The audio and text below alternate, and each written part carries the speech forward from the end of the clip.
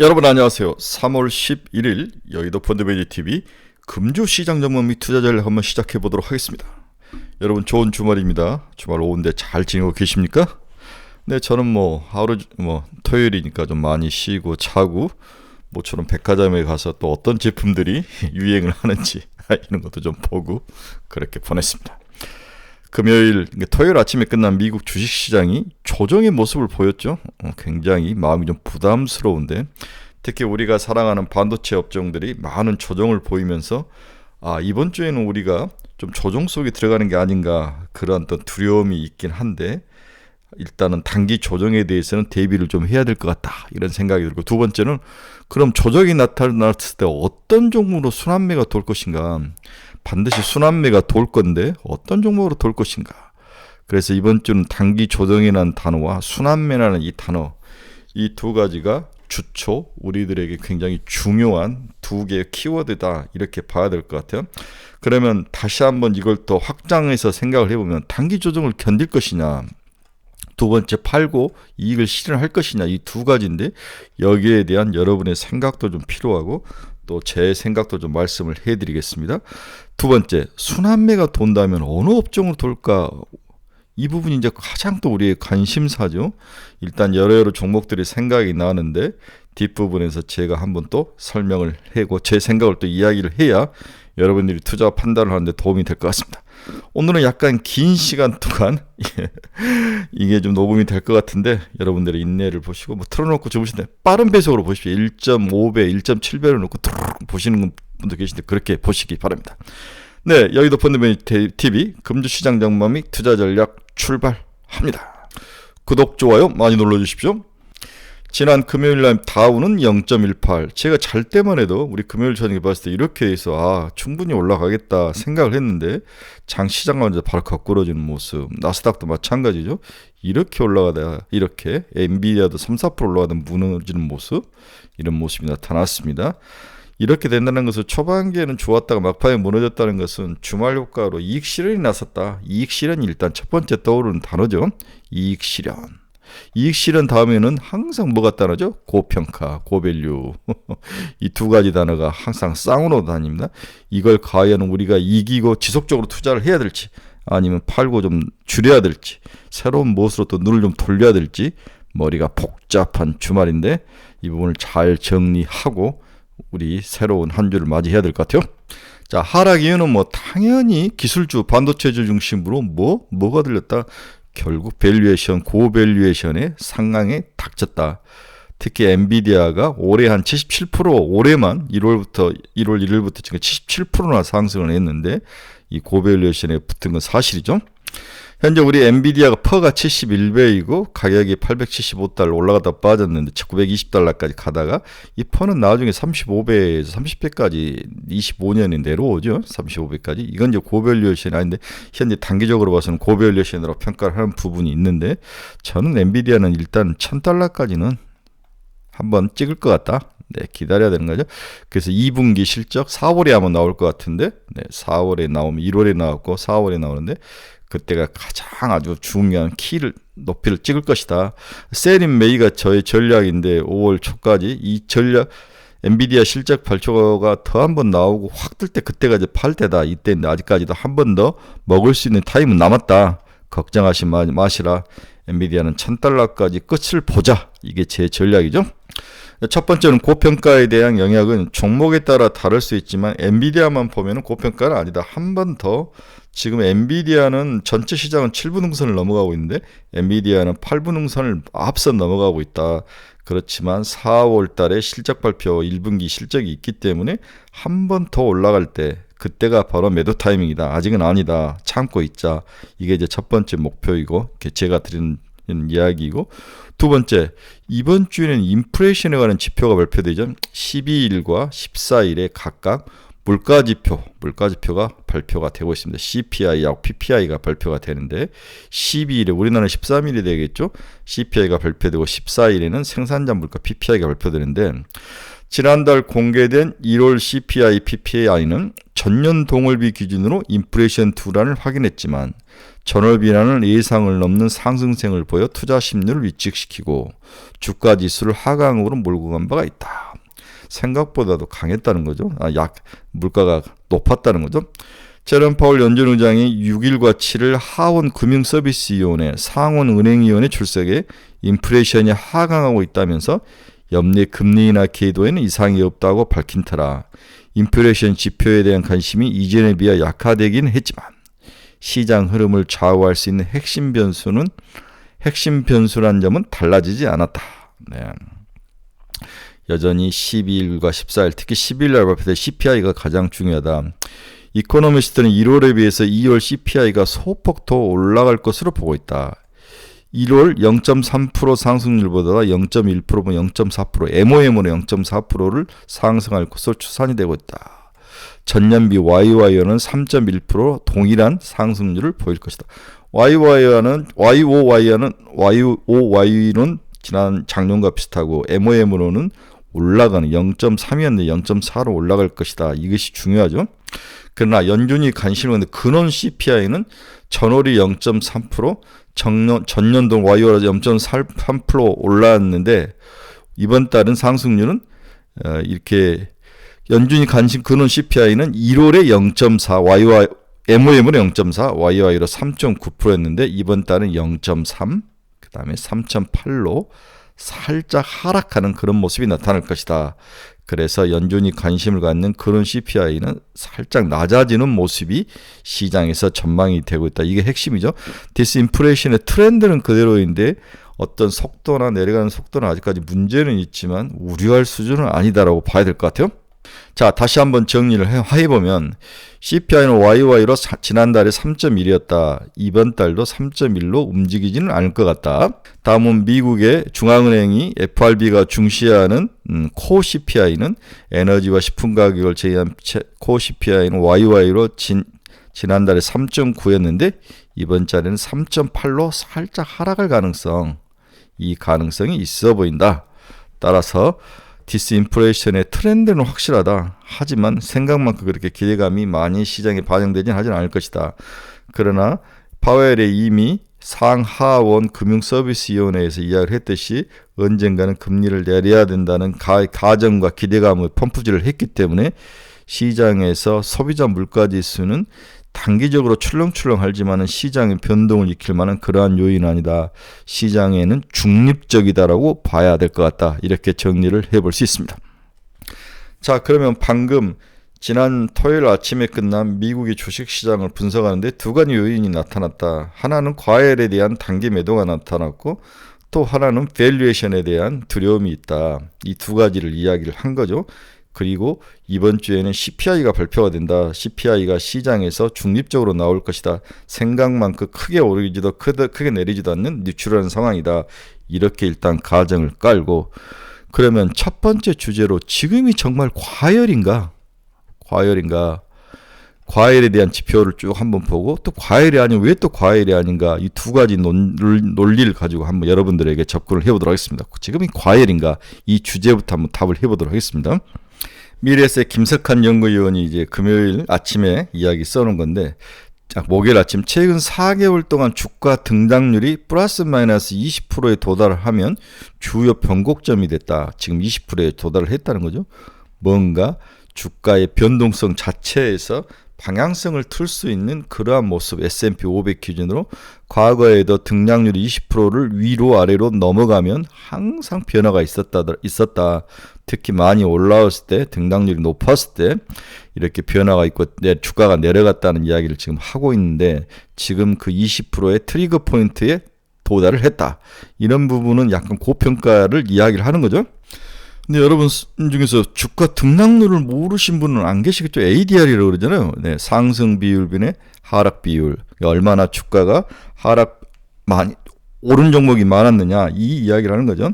하락 종목수 대비 상승 종목수 비율을 등락률이라고 그런다. 그렇죠? 네, 즉 전체 종목 중 얼마나 많은 종목이 오르고 있는가를 나타낸 종목이다. 이 비율이 20%를 넘어가면, 상승률이 20%가 넘어가면 항상 그 다음에 변화가 있더라. 따라서 고평가 영역에 온 게 아니냐라고 미래에셋 애널은 한번 지적을 한 거죠. 두 번째, 과거 높은 상관관계를 보였던 지표에서 디버전스가 나타났다. 디버전스, 뭔가 분리가 나타났다는 거죠. 뭔가 주가와 연동을 하면서 움직였던 그런 지표에서 분리가 나타났다. 이게 주황색의 S&P 500 지수이고 검정색의 연준 순유동성인데, 연준 순유동성은 대차 대조표에서 RRP와 TGA를 뺀 금액인데, 이게 항상 같이 가다가 지금 이 주가가 더 많이 움직이고 이 연준 유동성은 큰 변화가 없는데 주가가 튀어 올라오더라. 이게 이제 디버전스 함께 가다가 분리돼서 움직였다는 거지. 이 모습이 나타났다. 과열의 모습을 나타냈다. 다음에 채용 공고수는 떨어지고 있는데 주가가 올라가는 모습. 과거 채용 공고수와 주가가 함께 이렇게 동일해서 움직였는데 최근에 가서는 이렇게 크게 분리돼서 나타나는 모습이 나타났다. 이러한 것들로 봐서 주가는 과열이다. 이렇게 지적을 하는 부분이 있습니다. 나름대로 일리는 있습니다. 혹시 여러분 중에서 RRP하고 TGA가 무슨 뜻인지도 모르시는 분 계시죠? 네, 공부 좀 하셔야 됩니다. RRP는 영래포를 이야기하고 TGA는 재무부 현금 보유를 나타내는. 영래포는 뭐냐? 보통 레포라는 것은 중앙은행이 여기다가 여기서 돈을 주고 채권을 받아오는 거죠. 네, 이게 이제 레포의 기본인데, 그럼 돈이 시장에 일반은행에 뿌리면서 돈이 드는, 영래포는 반대인 거죠. 채권을 주고 돈을 받아오는 거, 돈을 줄였다는 거죠. 그 다음에 TJ라는 것은 우리 재무부의 현금을 가지고 있는 비율, 그래서 유동성을 나타내는데 같이 가다가 이제 변화가 생겼다, 이 이야기를 하는 거죠. 이런 단어들도 잘 정리하시기 바랍니다. RRP, 영래표, TJ, 뭐 재무부 현금 보유 비중, 뭐 이런 것들은 기본적인 단어들이기 때문에 정리를 하셔야 됩니다. 다음에 또 여러분들이 정리해야 될 단어가 나오는데, BTFP 뭐냐? 중앙은행이 일반은행에게 돈을 빌려주는 프로그램이죠. 우리 SVB 은행 사고 터졌을 때 중앙은행이 일반은행에게 채권을 담보로 돈을 빌렸을 때 채권 가격보다는 그냥 원금을 기반으로 해서 까지 않고 돈을 많이 빌려주는 그런 프로그램이 있었는데, 이 BTFP가 곧 종료가 된다. 이것도 시중에서 돈을 빨아들일 수 있는 요인이기 때문에 시장에서는 부정적인 요인이 될 수 있다. 이렇게 지금 이야기를 하는 부분이 있습니다. 자, 이렇게 시장에서는 상당히 돈을 빨아들이는 부정적인 요인이 많이 있었다. 우리나라의 시장을 한번 보세요. 우리나라의 수급을 보면 외국인들이 이렇게 지금 돈을 많이 우리나라에 매수가 들어오는 거죠. 그래서 등시자금이 가파르게 상승 중인데 얘들이 언제 변심을 할지 모르겠다는 거죠. 이게 정말 중요한데, 이제 미국이 돈을 다시 걷어들일지 어떻게 봐야 될지를 모르는데, 일단은 개인들은 돈이 좀 빠지고 기관은 옆으로 기고 외국인들이 지금 시장을 이끌어가는 그런 모습이다. 고객 예탁금인 신용잔고 추이를 봐도 고객 예탁금 늘고 있죠. 네, 신용잔고도 코스피 신용잔고고 코스닥 신용잔고를 봐야 되는데 살짝 올라오는 모습, 이런 모습으로 우리나라에도 돈이 지금 흥건원이 지금 차 있는데 언제 얼굴을 바뀔지 모른다. 이건 이제 미국의 금리 정책에 따라 다를 수 있다. 따라서 12일 날 발표될, 우리나라 13일 새벽에 발표될 미국의 CPI가 굉장히 중요하다. 아직까지는 문제는 없어 보입니다. 자, 이처럼 시장이 좀 과열됐다, 뭐 여러 가지 지표를 가지고 이야기를 했는데, 일단은 시장의 변동성, 등락률에서 변동성이 목에 차 있다. 그 다음에 주가가 여러 가지 시장의 유동성의 현황보다도 더 많이 움직여서 올라가더라. 이런 모습. 우리나라도 돈이 너무 많이 지금 내국인 자금이 들어왔다, 좀 불안하다, 뭐 이런 생각들이 섞여 있어서 이러한 모습 하나하고 밸류에이션이 높다. 지금의 우리 엔비디아가 70배까지 올라와 있는데, 물론 이제 내년을 기준으로 하면은 30배, 35배까지 빠지는데, 일단은 단기적으로는 고평가 영역이 있는 게 아니냐, 이런 생각들 때문에 단기 차익이 나왔다. 차익 매물이. 또 금요일이라는 시간적 요인이 영향을 많이 미친 게 아닌가. 이게 첫 번째이고, 두 번째는 그러면 과열이 아니라고 보는 이유가 있느냐? 당신은 그럼 과열이라고 보느냐? 과열이 아니라고. 저는 이제 과열은 왔는데 7분 응선을 올라갔다. 아직까지 폭발할 정도는 아니다. 더 견딜만 하다라는 게 제 논리인데, 제가 보는 것은 아직 폭발할 정도의 과열은 아니다. 그 논리는 뭐냐? 아직 7분 응선이다. 폭발할 9분 응선은 아니다. 최근 AI를 중심으로 기술질 랠리가 나타난 가운데 시장 참여자들은 AI 랠리의 지속 가능성에 대해서 논쟁을 하고 있다. 일부는 과거 IT 버블과 비교하여 주가의 피크아웃 우려를 제기하기도 하지만, 현재는 버블로 보기 어렵다고 판단을 하고 있다.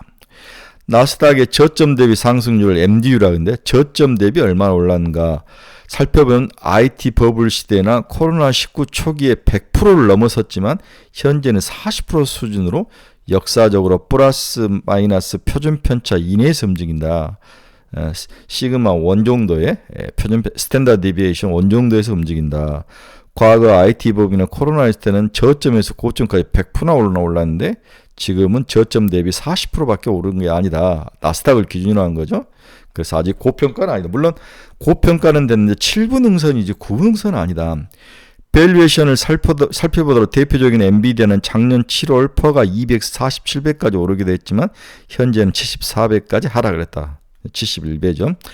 AI 연관성은 주가 상승의 척도인데 현재 AI가 대세인 지금 주가의 등락은 AI랑 얼마나 연관이 큰가가 중요하다. 미국에서도 매그니피션트 7 가운데 AI 대응이 뛰어난 판타스틱 4, 마이크로소프트, 엔비디아, 아마존, 메타를 판타스틱 4라는데 와 나머지 주가가 차별화가 나타나고 있다. 우리나라에서도 대표적으로 HBM 등 반도체가 AI 수혜주로 언급되지만 미국 반도체주 상승에도 불구하고 국내 반도체 대형주는 탄력을 받지 못하면서 코스피가 박스권 돌파에 실패했고 삼성전자와 SK하이닉스 간의 차별화가 나타나고 있다. 그렇죠? 이게 무슨 말이냐면 현재 그 7분 능선의 핵심인 차별화가 나타나고 있다. 그 다음에 9분 능선은 이 차별화가 좁혀지면서 온 동네 모든 종목들이 다 올라갈 때가 버블이라는 거죠. 아직 그 전 단계에 있다. 즉 삼성전자마저도 상승이 나타나면서 문제가 크게 시장에서 들썩들썩해야 이게 진정한 버블의 완성이다. 이게 9분 능선이라고 보는 거죠. 네. 미국에서도 AI 중에서 매그니피션트 7 중에서 판타스틱 4만 올라가고 나머지가 올라가지 않은데 나머지 종목까지 다 함께 올라가야 진정한 버블 9분 능선이다. 이 이야기를 하고 있는 거죠. 8만 전자 돌파 후 9만 전자 간다고 시장이 난리 부르스를 칠 때가 그때가 진정한 버블이고 그때 뛰어내려야 한다는 거죠. 아직까지는 그 단계는 아니다. 7분 능선을 넘어왔을 정도다. 이렇게 이제 제 논리를 이야기하는 겁니다. 두 번째로 여기에 이제 금리 인하가 횟수는 뭐가 문제일지 모르지만 올해 금리 인하가 2번에서 3번은 예약이 돼 있다. 이것도 아직까지 버블이 아닌 오히려 금리 인하를 실행할 때 팔아야 된다는 거죠. 그 기대감이 지금 상승으로 들어와서 시장이 일단 반영이 최근에 지난주에 됐기 때문에 아주 큰 버블은 아니다. 그래서 아까 바닥에서 이 100%까지 오른 케이스도 있는데 이제 겨우 40%밖에 안 올랐다는 거죠. 제가 또 보는 우리나라의 버블의 역사가 터질 때는 지금 삼성전자가 SK하이닉스 올해 21.5% 올랐는데 삼성전자는 마이너스 6.6이에요. 그래서 삼성전자가 이렇게 올라서 8만 전자를 뚫고 9만 전자 간다, 10만 전자 간다 이런 난리 브루스가 날 때가 버블이다. 아직까지는 그때까지 버블은 아니다는 거죠. 네, 코스피 12개월 선행 퍼와 EPS를 보면 EPS가 빠지지 않고 머물러 있죠. 예, 추가로 올라올 확률. 퍼는 높이 올라와서 벌써 11배를 넘었는데 12배까지는 견딜만 합니다. 네. 코스피 200 풋콜 미결제 약정을 보면 이게 이제 풋콜 미결제 비율을 보면 그렇게까지 많이 올라온 것 같지는 않아요. 여기가 이제 상당히 변곡점인데 좀 남아있다 이렇게 봐야 될 것 같아요. 네. 풋이 아직까지 그렇게 많이 쌓여 있지는 않습니다. 그래서 엔비디아 2025년 펄을 한번 봅시다. 37배까지 빠지죠. 지금 올해는 47배고 그 다음에 내년에는 2026년은 30배까지 내려오는 이 모습. 네. 그래서 수익이 늘기 때문에 고평가는 단기적으로 보일 수 있지만 길게 보면 고평가가 해소가 될 것이다. 이런 면들을 상황이 찾아본다면 7분 응선을 지났지 아직 9분 응선 꼭대기는 아니다는 거죠. 우리나라에서 한미반도체를 보면 올해 영업이익이 거의 2천억이 넘어서 2,200억까지 나오는 거죠. 지금 10조까지 왔는데 영업이익이 추가로 더 상승할 가능성, 네, 이런 것들을 보면은 한미반도체 수익률이 올해 이게 네덜란드 배시죠. 배시 디스코 일본의 디스코보다도 한미반도체 수익률이 더 좋은 모습이 있는데 한미반도체는 10조 정도면 이제 좀 스톱해야 되는 게 아닌가. 10만 원 넘어가면 좀 팔아줘야 된다는 게 아닌가. 이게 제 생각입니다. 물론 12만 원까지 보는 사람도 있는데 저는 10만 원 하면 한 50%, 12만 원대 오면 나머지 다 파는 게 어떨까 하는 생각을 해봅니다. 그래서 여러 징후가 있다. 고평가 징후도 있고 버블 징후도 있고 그건 인정을 한다. 하지만 7분 응선이다. 여기서 좀 쉬어가면서 조정을 받으면서 9분 응선까지 가야 폭발할 것이다. 매그니피션트 7 중에서 판타스틱 4만 올랐는데 나머지 종목까지도 다 과일로 올라와야 된다. 우리나라에서는 하이닉스만 올라가는데 삼성전자가 고평가 영역으로 들어와야 돼야 그때가 버블이 터질 때다. 아직은 아니다. 그게 8만전자, 9만전자가 이야기가 시장에 막 날 때가 그때가 고평가이다. 이렇게 봐야 돼. 그때가 버블의 핵심 꼭대기다. 그 삼성전자가 8만전자까지 뚫고 올 때까지는 일단 지켜봐야 되죠. 자, 여기까지는 고평가라는 징후도 있고 고평가가 아니다. 아직까지 버블이 터질 때가 아니다. 고평가는 인정을 한데 터질 때는 아니다. 이렇게 논리를 가지고 이것저것 이야기를 했는데 그렇다면 단기 조정이 왔을 때 다음으로 금주에 우리가 집중적으로 관심을 가져야 할 종목이나 섹터는 뭔가? 이 부분이 또 중요하죠. 그러면 새로운 관심 종목이나 섹터로 움직일 때 나는 기존 것을 좀 팔아서 움직여야 되느냐? 이 부분이 정말 중요한데 첫째, 돈이 남아있는 분들은 이제는 AI나 이런 쪽에는 매수를 그만하고 새로운 섹터로 옮겨가는 것은 1번. 돈이 없는 분은 어떻게 해야 되느냐? 많이 먹었던 거 한 30% 정도는 이익을 좀 실현하는 게 어떨까? 제가 그 여러 가지 종목 중에서 목표가 7천억 도달하면 30% 파에서 50% 팔아줘야 되죠.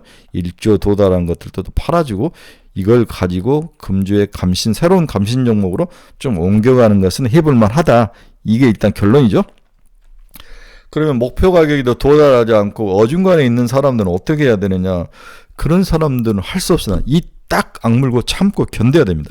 이 단기 조정 쭉 올라가다가 7분 응선에서 오는 이 단기 조정, 다음에 8부, 9분 응선에서 여기서 무너질 건데 지금 2단계에 와 있을 거란 거죠. 너무 급하게 아주 그냥 등산을 너무 심하게 급하게 왔기 때문에 견뎌야 된다. 방법은 없다.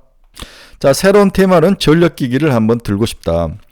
AI 붐과 더불어 가파른 상승을 보이는 전력기기를 생각할 수 있는데 대안은 AI 시대의 청바지와 곡괭이가 전력기기이다. 변압기와 전선. 네, 우리 이제 서부 개척 시대 청바지와 곡괭이가 제일 잘 팔렸다는 그런 이론이죠. 네, 일본의 푸지쿠라라는 회사가 있는데 이 회사가 이제 전력기기를 만드는 반도체 회사라는 거죠.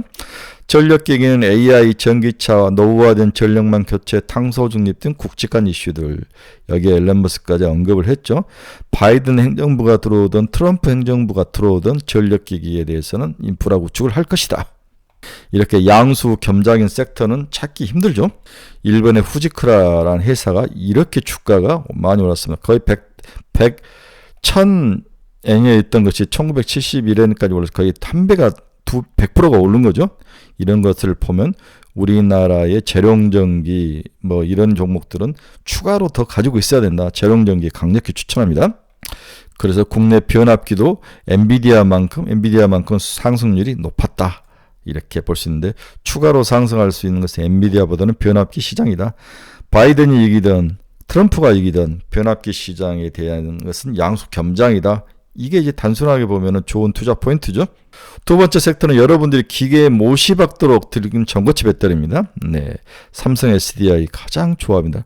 레이크 머티리얼스, 이수 스페셜티 케미칼, 롯데 에너지 머티리얼즈, 필 에너지, CIS 이 정도는 시장에서 봐야 되는 게 아닌가. 전고체 배터리는 우리 카페에 올라오면 전고체 배터리 공부할 내용 제가 올려놨으니까 주말 내내 여러 번 보셔야 됩니다. 레이크 머티리얼스, 이수 스페셜티 케미칼, 필 에너지, 롯데 에너지 머티리얼즈, CIS 이런 종목들은 지켜보셔야 됩니다.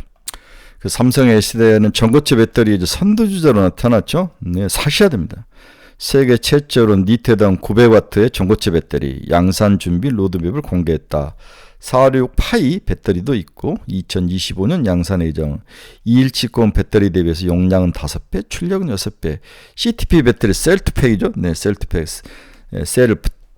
팩을 셀에 그냥 직접 붙여버리는 차체에 직접 붙이는 그런 기술. 20%의 무게감 절감. CTP 플랫폼을 공개를 했다. 이렇게 하면서 주가가 바닥에서 치고 올라오는 모습 삼성 SDI 사셔야 합니다. 자, 세 번째는 방산우주. 네, 방산우주. 글로벌 수요 확대와 정책 드라이브, 양수 겸장이 방산이다. 방산은 더 말하지 않겠습니다. 자, 방산의 여러 가지 이벤트 중에서 이번 주에 나오는 이벤트 중요한 게 사우디 국방부 차관이 한국을 방문한다는 거죠. 3월 14일에서 3월 15일. 외국인 자급 유익 지속 중인 방산 테마. 탈랄 압둘라 아로타이비 사우디 국방부 차관이 3월 14일에부터 이틀간 한국을 방한할 예정이다. 해군 진해 잠수함 사령부를 방문해서 실전 배치된 잠수함을 둘러볼 것이고 대군 공군 방공 광제사령부에서 방산 국산 전투기 KF-22를 둘러볼 예정이고 우주항공산업 카이도 방문한 거다. 이어서 6세대 전투기에 대해서 공동개발 포함한 방산 수주 계획을 발표할 것이다. 잠수함, 그다음 KF-21, 6세대 전투기 이러한 것들을 사우디와 협업을 한다는 소식이 3월 14일, 15일 들려올 건데 미리 사셔야 합니다. LIG F1, LIG 넥스원이 최고입니다. LIG 넥스원. 마지막으로 이제 제약 바이오를 한번 들고 싶은데 알테오젠, 큐로세이, HLB, 레고캠 바이오, 유한양행과 오스코테, 한올 바이오, HCAN, 이노엔, ABL 바이오 각각의 여러 가지 1분기 중요한 일들이 있고 2분기를 많이 봐야 되죠. 네, 이러한 것들을 쭉 한번 보시고 이 중에서 알테오전은 일단은 제가 한번 더 상승하게 보이고 레고캠 바이오는 빠질 때만 사야 되겠다. 유한양행하고 오스코텍은 유한양행이 좋아 보입니다. ABL 바이오도 나름대로 ADC 괜찮아 보입니다. 이 정도에서 4개 섹터는 반드시 지켜야 된다. 그래서 AI 쪽에서 목표 가격이 오면 30에서 50%는 덜어내서 이런 쪽으로 쭉 깔아주는 것도 나쁠 것 같진 않다. 밸류 프로그램은 저는 모르겠습니다. 여러분들이 알아서 하십시오. 자, 마지막 정리 들어갑니다. 금주는 지난주 토요일 아침에 끝난 미국 시장이 과열로 무너졌다. 당연히 우리나라의 주초에도 무너질 가능성이 있다. 그러나 길게 보고는 견뎌야 된다. 이제 7분 응선에서 오는 헐떡거림이다. 그렇게 봐야 될 것 같아요. 만약에 어느 정도 이익이 나고 현금 여유가 있으면은 새로운 쪽으로 가라. 거기가 뭐가 될 수 있느냐? 전고체 배터리, 방산, 전력기계, 제약바이오 이렇게 4개 섹터를 여러분들에게 추천을 해드립니다. 네, 여러분 중에서 투자의 방향성을 잃어보신 분들 저희 카페로 오십시오. 이 카페 주소 치고 들어오시면 됩니다. 종목도 제가 이번 주 올라갈 종목들을 올려놓을 테니까 투자할 종목들 한번 보시기 바랍니다. 종목, 그 다음에 투자 상담이 필요하신 분들도 저희 카페로 오십시오. 후회하지 않을 겁니다. 저희는 뭐 종목 리딩 이런 게 아닙니다. 어떤 섹터를 공부할 것 자료 놓고 거기에 관련된 종목들을 놓고 또 친구들끼리 의견도 모으고 이렇게 합리적이고 공부하는 그러한 카페입니다. 네, 유료입니다. 네, 올 3만원씩인데 6개월과 1년으로 납부를 하셔야 됩니다. 네, 감사합니다. 주말 저녁인데 오후인데 여러분들에게 좋은 편안한 밤이 되시고 다음 주에 너무 걱정하지 마십시오. 제가 여러분 이야기했잖아요. 이건 상승 대세장의 7분 응선이다. 9분 응선까지 가려면 삼성전자가 8만전자, 9만전자 흥분할 때 팔아야 된다. 아직 멀었다. 셀인메이가 답이다. 그때까지는 존버죠. 여러분들 이번에 돈을 먹어야 합니다. 자, 여러분들의 행운을 간절히 바라보며 화요일 아침에 뵙도록 하겠습니다. 여러분 감사합니다. 주말 저녁 잘 보내십시오.